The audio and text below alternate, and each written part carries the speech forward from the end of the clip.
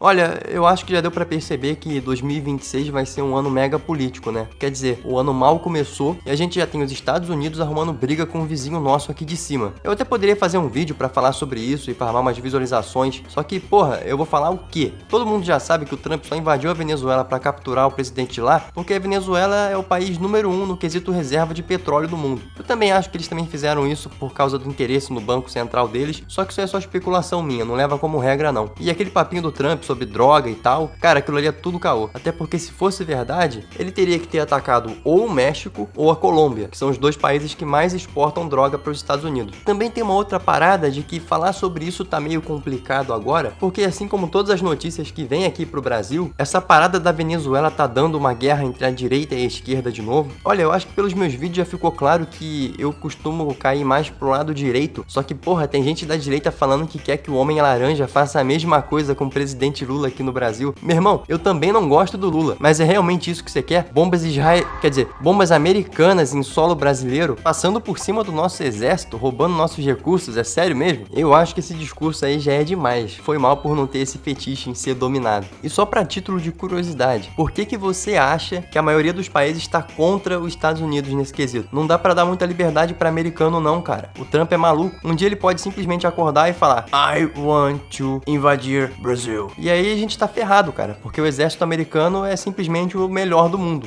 E é nessas horas que me dá uma saudadezinha do Enéas, porque 2026 é um ano que eu acho que o Brasil tinha que ter uma bomba atômica. É preciso construir a bomba, não para jogar a bomba em ninguém, mas sim para evitar que alguém jogue a bomba aqui. E só pra rir, sabe quais são os dois países que foram a favor desse ataque à Venezuela até agora? Israel e a Argentina. Por que será, né?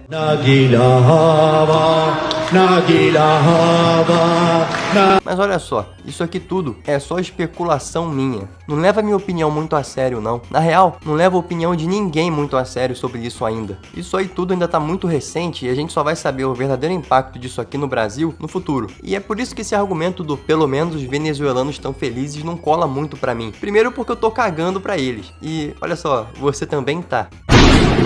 E segundo, o tio Sam já invadiu o Haiti e o Afeganistão no passado. Só que o resultado dessa invasão aí não foi tão bom a longo prazo não, tá? Enfim, foi mal. Esse aqui nem é o tema do vídeo, cara. Eu só tinha que falar um pouquinho disso aqui no início. Continuando, como 2026 vai ser um ano mega político, eu com certeza vou fazer muito vídeo nessa pegada. Então nada mais justo do que eu contar pra vocês um pouquinho da minha trajetória com a política em si, pra ver se assim vocês conseguem depositar um pouquinho mais de confiança nas coisas que eu falo aqui. Infelizmente não dá pra eu falar tudo, até porque, né, vocês sabem como que funciona o mundo político de verdade. Quem fala demais sempre se fode. E eu posso até não ser formado em jornalismo, só que você não precisa de um diploma pra atuar como jornalista. E como eu falo de notícias e leis aqui, na maioria das vezes, eu sou meio que um jornalista por acidente. E o Brasil é o 10º país no ranking mundial no quesito impunidade à morte de jornalista. Então eu vou ter que tomar cuidado pra não falar demais aqui. Baby do biruleibe. Eu tive contato na área política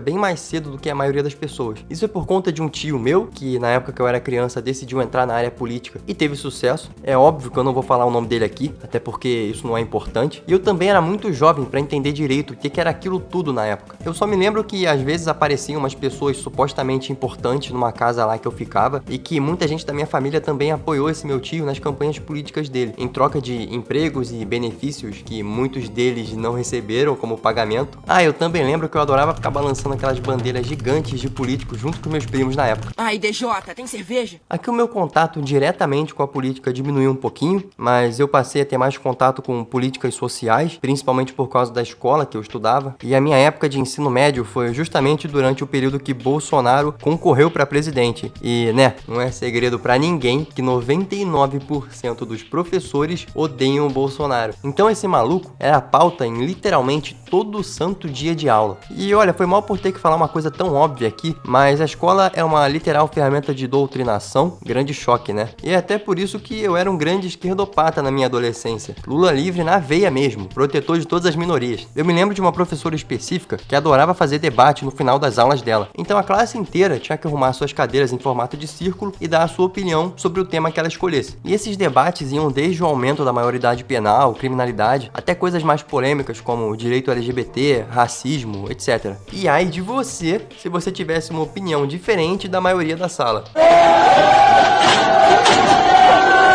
E é óbvio que ouvir o mesmo tipo de opinião sendo repetida pra você de novo, toda semana, acaba mudando algo em você. O nome disso é propaganda por repetição. E foi basicamente por isso que eu me tornei um NPC de esquerda na época. Algo que não durou muito, porque aí numa faculdade que eu entrei e acabei largando um pouco depois, eu fui conhecendo pessoas cada vez mais ultra militantes que implicavam comigo com qualquer piadinha que eu fazia. Cara, eu adoro fazer minhas piadinhas sem graça com minorias, foi mal se isso te ofende, mas ninguém vai me impedir de fazer elas, tirando o YouTube. E o Alexandre de Moraes também. Se eu ganhasse R$1 cada vez que sou racista, provavelmente um filho iria me roubar. Alguém tem dúvida que isso é crime de racismo? Mas é a mulher do Alexandre de Moraes. Ela tem cara de que gosta desse tipo de piada. E no caso dela, eu até entendo. Eu também daria risada de qualquer coisa se eu tivesse um contrato de 129 milhões com o Banco Master. Aquele banco que foi liquidado no final do ano passado, que tinha como presidente um milionário chamado Daniel Vorcaro. Ele até chegou a ser preso dia 17 de novembro, só que foi solto dia 29 de novembro com tornozeleira eletrônica. Meu Deus, 2 semanas preso, como que ele aguentou? Não, mas tudo bem, eu entendo o lado dele. Ele tem que fazer mais festas de 15 anos para as filhas dele. Festas estimadas no valor de 20 milhões a propósito. Mas depois disso tudo, a dúvida que fica na minha cabeça é de como que o Alexandre de Moraes tem ligação com esse tipo de pessoa. Quer dizer, o Alexandre de Moraes ele é do bem. Afinal, foi ele que prendeu o Bolsonaro. O único defeito dele é ser careca. Pelo amor de Deus, né, gente? Eu não sou fumante e bebo apenas socialmente. Foi mal pela enrolação até aqui, mas é basicamente agora que o vídeo começa de verdade. Quando eu tava cursando design gráfico, eu tava procurando um emprego pra levantar uma graninha, né? Então eu tava mandando currículo pra tudo quanto é canto. Mas eu não tava tendo muito sucesso não, porque no meu currículo basicamente só tinha meus trabalhos como freelancer de portfólio. E eu também ficava extremamente irritado quando eu passava na primeira etapa de contratação de uma empresa e eles me davam aquele questionáriozinho perguntando se eu era negro ou se eu era gay. Eu não consigo entender por que isso é algo importante pra te dar um emprego, mas tudo bem. If you don't force behaviors, whether it's gender or race or just any way you want to say the composition of your team, you're going to be impacted. É bem claro que geralmente eu não passava para as etapas seguintes de contratação depois dessa pesquisa pessoal. Até que um dia um amigo meu me ligou falando que uma prima dele estava precisando de um designer gráfico para um negócio dela de política, e como eu não podia ficar pior na época, eu aceitei a proposta e mandei meu currículo. Passou um tempo e do nada eu recebi uma ligação no meu celular, que no caso era meio que uma entrevista surpresa, então eu fui chamado para me apresentar num lugar específico, e no final essa prima do amigo meu me falou que me escolheu porque eu também tinha habilidade com desenho. Então eu comecei esse trabalho aí, que na verdade se tratava de um estágio, o que pra mim tava melhor do que nada, né? Então só tive que assinar uns papéis lá, inclusive um seguro de vida, porque é o que eu falei, política não é brincadeira. E eu comecei formalmente a partir desse dia. Eu comecei trabalhando como social media de algumas páginas de redes sociais que tinham ligações com o governo. Um dos primeiros trabalhos que eu fiz nesse emprego foi criar esse mascotinho aqui pro Horto do Fonseca, que é um jardim botânico. Modéstia à parte, cara, eu gosto bastante do resultado desse trabalho. O complicado é que eu fiz esse trabalho aí meio que como um extra, sabe, por fora, e não ganhei absolutamente nada por ele, mas fazer o que, né? O governo não tem tanto dinheiro assim pra dar não, gente. E a equipe lá era formada por um cara, um supervisor no caso, e o resto que trabalhava comigo era tudo mulher, acho que eram umas 5 mulheres junto lá. Por incrível que pareça, a gente até que se dava bem lá. Às vezes eu trocava uma farpa ou outra com uma garota que tinha lá que era mega militante e não gostava nem um pouco das minhas piadas, mas não era nada demais não, tá? E com o tempo ela começou até a rir das minhas piadas, é o que eu te falei, propaganda por repetição. Então, depois de alguns meses fazendo posts pra lá e pra cá, eu fui designado a fazer posts pra um projeto social em específico. Então, sempre que tinha algum evento lá, seja político ou qualquer outra coisa mais aleatória, tipo, sei lá, um campeonato de jiu-jitsu às 6 da manhã, eu tinha que parar tudo que eu tava fazendo e ir lá pra filmar e cobrir o evento. Pelo menos eu tinha um motorista particular, entre aspas, que me levava e me buscava desse lugar aí. Só que, pô, eu admito que eu tinha um leve medo de andar naquele carro, porque ele também ficava transportando político pra lá e pra cá. E todo mundo aqui conhece a história da Marielle Franco, né? Então,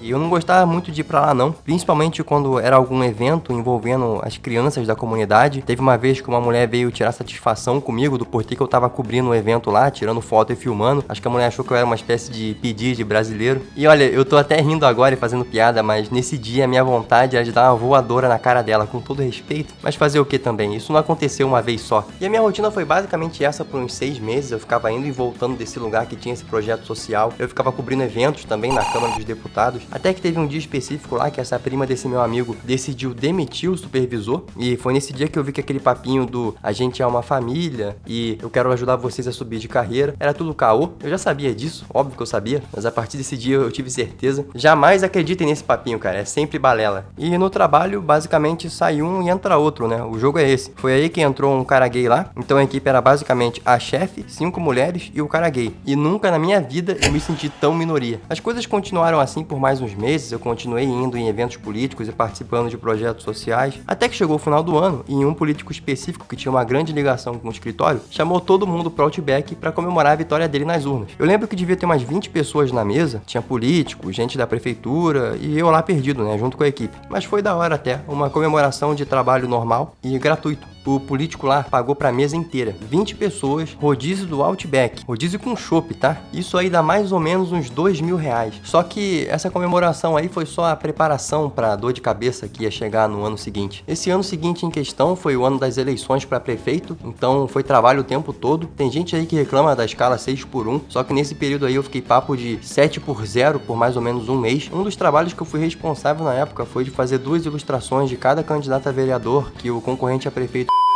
apoiava. Foram um papo de 90 e poucas ilustrações em pouco menos de um mês. Eu vou deixar umas aqui pra mostrar pra vocês. São ilustrações baseadas em pessoas de verdade, só que, né, nenhum de vocês vai saber o nome, então não tem tanto problema eu mostrar aqui. E depois a gente também ainda tinha que montar os posts pras redes sociais. Então foi um período bem complicado. Mas eu não sei se eu reclamo muito não, porque eu cheguei a ganhar quase R$10.000 por isso. O bom de fazer trabalho pra político é que eles nunca reclamam do preço. E não é só porque eles já são ricos não, mas também porque eles recebem uma certa quantidade de dinheiro para ajudar na campanha.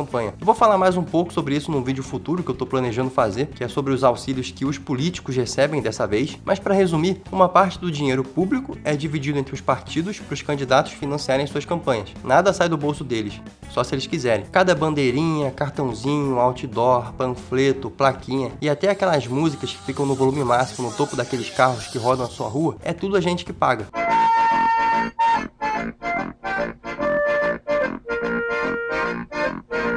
E não é pouco dinheiro não, viu? Segundo o site da Justiça Federal, nessa eleição para prefeito de 2024, foi distribuído 4,9 bilhões de reais do dinheiro do fundão. Eu vou falar melhor disso no futuro. O ponto aqui é que esses 10 mil não fizeram nem cosquinha no bolso deles. No final de tudo isso aí, as coisas voltaram ao normal, eu me formei da faculdade e a minha chefe me deu a opção de continuar trabalhando lá, só que ganhando menos do que um salário mínimo, porque legalmente eu não podia mais estagiar, já que eu estava formado. Só que o certo seria eu ser contratado como CLT, ganhando pelo menos o salário mínimo. Mas quando a minha chefe me ofereceu um salário de 1.000 pila, falando que no futuro ela ia, entre aspas, ver o que ela ia fazer, eu vi que eu só ia perder tempo e me humilhar se eu aceitasse isso. Então eu pulei fora e pedi pra sair. Pior que eu até cheguei a gravar um áudio pra ela agradecendo a oportunidade, pela experiência e tudo mais. Só que eu tô até hoje esperando ela responder. Me desculpe, desabafo, acabou! Olha, eu acho que agora eu deixei bem claro de que a política é tipo um fantasma que me segue desde que eu nasci. Particularmente, eu nem sei se eu posso dizer que eu gosto de política. Eu só acho interessante de falar sobre. E eu tô disposto a falar mais sobre isso esse ano aí, se vocês quiserem ouvir. Enfim, eu não pude falar tudo o que eu queria, só que no fim,